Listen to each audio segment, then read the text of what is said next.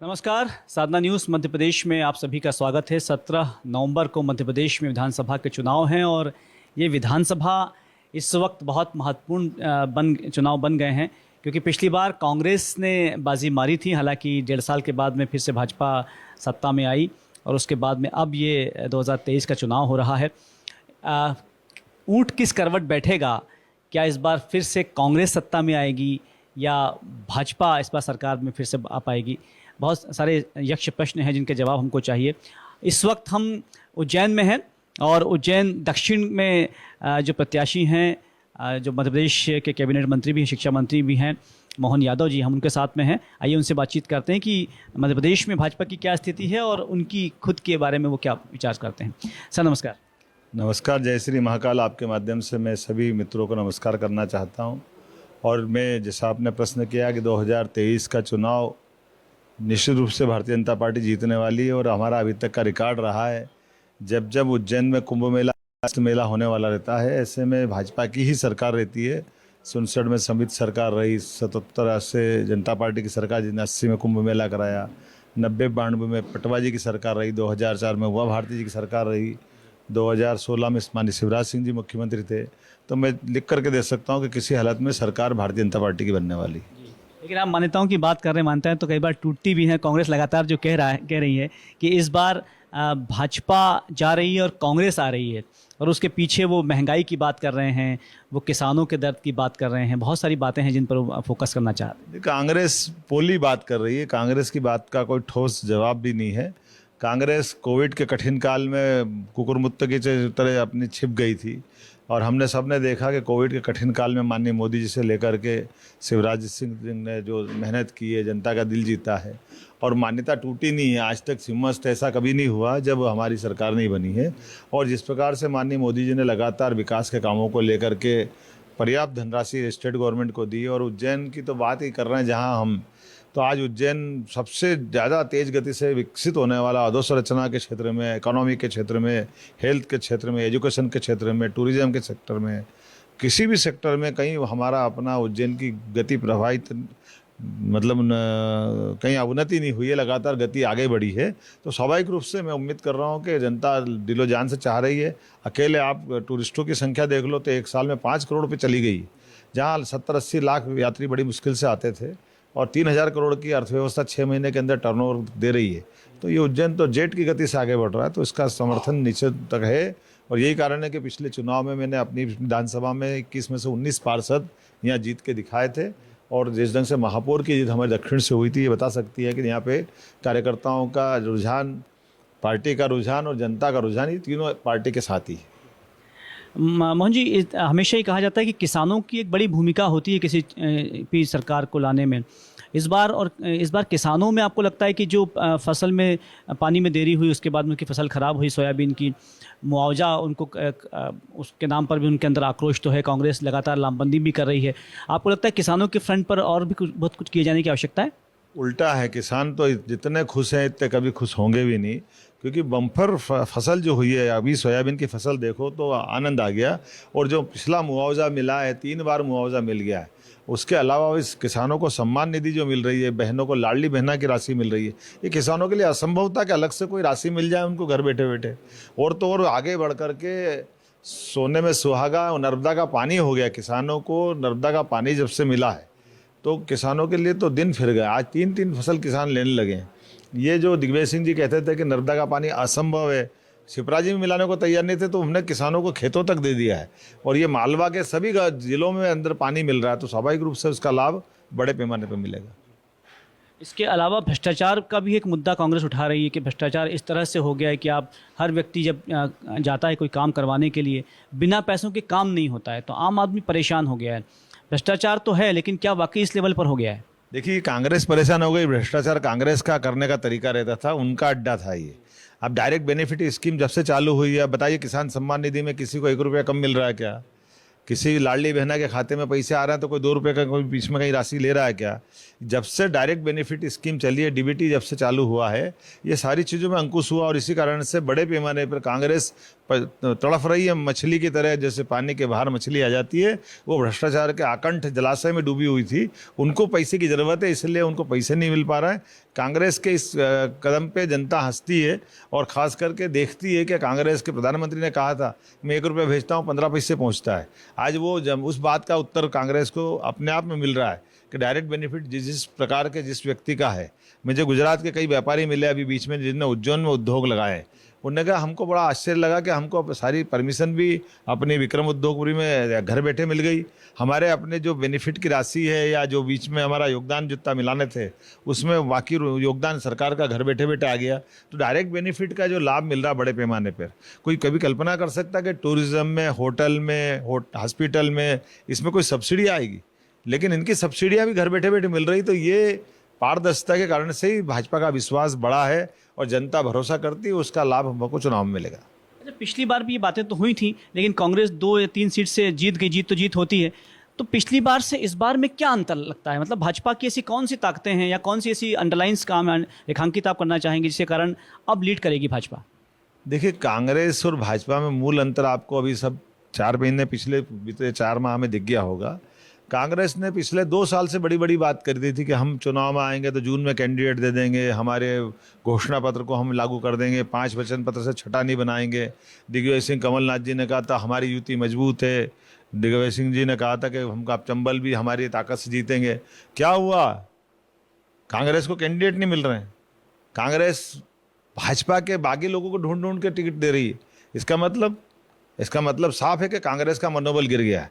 कांग्रेस के बड़े बड़े नेता चुनाव से भाग रहे हैं। दिग्विजय सिंह जी, उनसे कहा चुनाव लड़िए, नहीं लड़ूंगा। कांतिलाल भूरिया जी, चुनाव लड़िए, नहीं लड़ूंगा। विवेक तनखा जी, चुनाव लड़िए, नहीं लड़ूंगा। अरुण यादव जी, चुनाव लड़िए, नहीं लड़ूंगा। अरे ये तो वो लोग थे जिनके कांग्रेस की प्रदेश अध्यक्ष तमगा लिए घूमते थे, ये चुनाव से भाग रहे। उसके उल्टे हमारे नेताओं को, भले ही भारतीय जनता पार्टी के केंद्रीय मंत्री हैं, जिनको जो जहाँ जवाबदारी दी, कोई एक ने भी मना किया क्या? ये बात बताती है कि कांग्रेस का मनोबल बहुत बुरी तरह से गिरा हुआ है। कांग्रेस डरी हुई है, इसीलिए कांग्रेस ने घोषणा पत्र में 5 की जगह 400 वादे कर दी। वो उसका भी इंतजार किया कि जब तक हम अपनी आचार संहिता नहीं लग जाए तब तक नहीं बोलेंगे। तो कांग्रेस ने अपने कर्मों से अपनी दुर्गति पाई है। अभी कांग्रेस को बहुत देर लगेगी भाजपा से निपटने की तैयार करने में।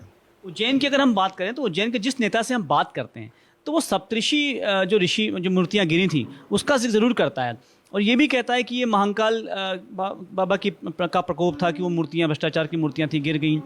तो ये बार बार जो बात आ रही है, आपको लगता है कि आम जनता पर असर पड़ेगा इस बात का? देखिए, आम जनता सब जानती है, कांग्रेस ने कभी महाकाल मंदिर में एक पैसा नहीं लगाया था, उनने कभी विकास का काम किया नहीं था। अरे आंधी तूफान आई, बाबा महाकाल की सप्तऋषि की प्रतिमा तो छोड़ो, पूरा केदारनाथ का पूरा क्षेत्र तबाह हो गया था, हमारे सबके आंखों के सामने आया। वो जलजला आया तो केवल भगवान का साक्षात हमने चमत्कार देखा कि केवल भगवान का मंदिर बचा। तो प्रकृति से कोई निपट सकता है क्या? प्रकृति की अगर भीषण भयावहता होती है तो स्वाभाविक रूप से उसका विनाश से उसका नुकसान दिखता है। लेकिन हमने जिन जिन को अंडर टाइम पीरियड एग्रीमेंट के अंतर्गत काम दिया था, यही कारण है कि जिनको हमने मूर्तियां बनाने का निर्णय किया था, उन मूर्ति बनाने वालों को 3 साल तक अपनी मूर्तियों को संभाल के रखना, होने वाले डैमेज से बचा के ले जाना, रिपेयरिंग करना। जैसे सड़क बनाते हैं तो सड़क की टूट फूट की गारंटी 5 साल 3 साल की गारंटी उस ठेकेदार की होती है। तो स्वाभाविक रूप से हमने उन ठेकेदारों को वापस बात कही और उनने अपने 1.5-2 करोड़ रुपए खर्चा हुए, हमने सरकार का एक पैसा नहीं लगाया। आप सूचना का अधिकार में निकाल लीजिए और मूर्तियाँ अच्छी हो गई। यही कारण है कि हमारी भीड़ और बढ़ गई। अब तो महाकाल 1 नहीं, महाकाल 2 भी हमने लोकार्पित कर दिया। तो हमारे मन में इस मन में कोई मलाल भी नहीं है। और ये बात भी सही है कि जो जितनी भीषण आंधी आई थी, मूर्तियाँ तो छोड़ो, कांग्रेस के एक बड़े नेता जो आगरा रोड पे जिनका वेयर हाउस है, पूरा वेयर हाउस उड़ गया था। तो वेयर हाउस अगर उनका उड़ गया तो वो तो उनने खुद का घर का बनाया था ना। तो आंधी तूफान में तो कुछ भी हो सकता है, ये उसके प्रमाण है। इस बार कांग्रेस ने आप चूंकि पिछली बार अच्छी खासी जीत आपने अर्जित की थी, लेकिन इस बार कांग्रेस ने यादव कार्ड एक डाली है कि चेतन यादव को खड़ा कर दिया है। उनका ये मंशा है कि यादव के जो वोट हैं वो कट जाएं या वो उनके हो जाएं। तो आपको लगता है कि ये एक फैक्टर जो है ये कहीं इस पर आपको विचार करना चाहिए? देखिए, मालवा में कभी जातिवाद रहा ही नहीं है और मुझे इस बात की प्रसन्नता है कि हमारे अपने नेताओं ने कभी ये बात का आकलन नहीं किया। मुझे बड़नगर में पहली बार जब 2003 में टिकट दिया तो उसके पहले कभी किसी को नहीं दिया था। उसके बाद जब उज्जैन दक्षिण में आया तो यहाँ कभी किसी को टिकट नहीं मिला था। कल्पना परुलकर कांग्रेस की विधायक थी, 3 बार महिदपुर में चुनाव लड़ी, उनके समाज का एक घर है अकेला, लेकिन 2 लाख वोट में से वो अकेली जीती है। रणछोड़लाल आजना खाचरोद से चुनाव जीते। आजना समाज के बहुत कम लोग खाचरोद में हैं। हमारे अपने बड़नगर में पिछली बार कांग्रेस के प्रत्याशी वो प्रजापत समाज के थे, वो जीते हैं। ये जातिगत आंकड़े उज्जैन में कभी नहीं लगे हैं। उज्जैन हो, मालवा हो, इंदौर हो, यहाँ व्यक्ति और व्यक्ति के किए गए कामों के बलबूते पर लोग निर्णय करते हैं। और मुझे इस बात की प्रसन्नता कि सच्चे प्रजातंत्र के प्रहरी अगर कहीं मिलेंगे तो उज्जैन में मिलेंगे। कोई ये समझता कि यादव के कारण यादव कांग्रेस को टिकट दिलाएगी, वो हमको हरा देगा, तो नई बाल कितने थोड़ा भी ठेरा भी सामने आ जाते। अभी देख लेंगे, मालूम पड़ जाएगा चौकड़ी भर रहा है क्या होगा। तो ये सारी बातें तो इस बात में कोई मायने नहीं रखती है। लेकिन भारतीय जनता पार्टी की विचारधारा के बलबूते पर भारतीय जनता पार्टी के साथ लोग हैं। और भारतीय जनता पार्टी उज्जैन तो वो स्थान है जहाँ आज़ादी के बाद हम अपनी जड़ों से जुड़े करके खड़े हुए जनसंघ के ज़माने से, तो हमको गर्व है कि हमारी भारतीय जनता पार्टी मालवा में सदैव सुदृढ़ भूमिका में रहती आई है। उज्जैन दक्षिण के लिए अब आपके पास में क्या ब्लूप्रिंट है? मतलब आप जब फिर से विधायक बन जाएंगे तो ऐसे कौन सी योजनाएं हैं जो आप उनको दे पाएंगे? क्योंकि जो वोटर्स होता है, जो आम व्यक्ति होता है, वो एक्सपेक्ट करता है कि जो हमारा विधायक बनेगा वो हमारे लिए क्या सोचता है, उसके दिमाग में क्या प्लानिंग है। देखिए, भारतीय जनता पार्टी के नेतृत्व में पिछले 10 साल में उज्जैन में जितना काम हुआ उतना भूतों न भविष्यति इतने काम किए। 14 ब्रिज 5 साल में बना दिए। हमारे अपने तमाम प्रकार की फैक्ट्रियों का, इंडस्ट्रियों का, एजुकेशन का, हेल्थ का काफ़ी काम किए। लेकिन फिर भी काम की कोई सीमा नहीं होती, अनंत होती है। आने वाले समय में मेट्रो ट्रेन हमको उज्जैन लाना, जिसके लिए हम काम करेंगे। हमारा इंटरनेशनल लेवल का क्रिकेट स्टेडियम की दरकार है, वो स्टेडियम हम बनाएंगे। अभी हमारे 2 स्टेडियम हमने बनाए, नानाखेड़ा स्टेडियम और दशहरा मैदान स्टेडियम, जो स्वर्गीय राजमाता जी और स्वर्गीय राजा महाकाल के नाम से बने हैं। इसी प्रकार से हमारे अपने ग्रोथ की दृष्टि से इंटरनेशनल लेवल का तो नहीं, लेकिन कम डोमेस्टिक लेवल का एक एयरपोर्ट बनाने की दरकार है। उस पर हमने काफ़ी काम किया है। हमारे सारे 4 लेन बनना है, जिसको हमने काफ़ी हद तक काफ़ी बड़ा काम कर लिया है। तो विकास के बहुत बड़े एजेंडे पे काम कर रहा है। और उज्जैन के लिए नहीं, ये प्रदेश के लिए भी नहीं, ये दुनिया का सर्वश्रेष्ठ नगर बने, इस नाते से इसकी भूमिका है। और मुझे इसकी प्रसन्नता कि इंदौर के पास होने कारण से इंदौर अब सेचुरेटेड हो गया, तो स्वाभाविक रूप से ग्रोथ उज्जैन की ज़्यादा संभावित हो गई है। ऐसे में उज्जैन में काम करने की बड़ी गुंजाइश है। और मुझे इस बात का संतोष भी है कि पिछले समय जो जिस ढंग से उज्जैन में अलग अलग सेक्टर में काम हुआ है, बड़े पैमाने पर काम होगा। एजुकेशन के सेक्टर में भी काफ़ी प्राइवेट इंडस्ट्रियाँ, प्राइवेट यूनिवर्सिटियाँ, प्राइवेट कॉलेज, मेडिकल कॉलेज तो आ ही रहा है, मेडिकल यूनिवर्सिटी भी आ रही है, स्किल यूनिवर्सिटी भी आ रही है। तो ऐसी कई सारी संभावना जिसको लेकर के उज्जैन में और विकास की संभावना रहेगी। मोहन यादव जी, आप यदि चुनाव लड़ रहे हैं और जीतते हैं तो कितने वोटों से जीतने की आप उम्मीद कर रहे हैं? कोई आकलन तो आपने किया होगा। देखिए, मैं लोकतंत्र में जनता के ऊपर छोड़ता हूँ और ये होना भी चाहिए।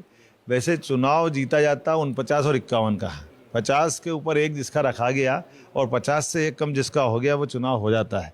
अब ये अलग बात है कि जितने ऊपर होते जाए वो अपना मन संतोष करने के लिए समझ लो जितना हो जाए, अदरवाइज तो 49 और 51 में चुनाव जीता जाता है। एक वोट से हमारे यहाँ नीना वर्मा 2 बार चुनाव जीती है और एक वोट होता और एक वोट से अटल बिहारी वाजपेयी की सरकार गई थी, ये भी हमको स्मरण है। मोहन जी, हमसे बातचीत हुई, बहुत सारा धन्यवाद। और धन्यवाद, आपका भी बहुत बहुत धन्यवाद।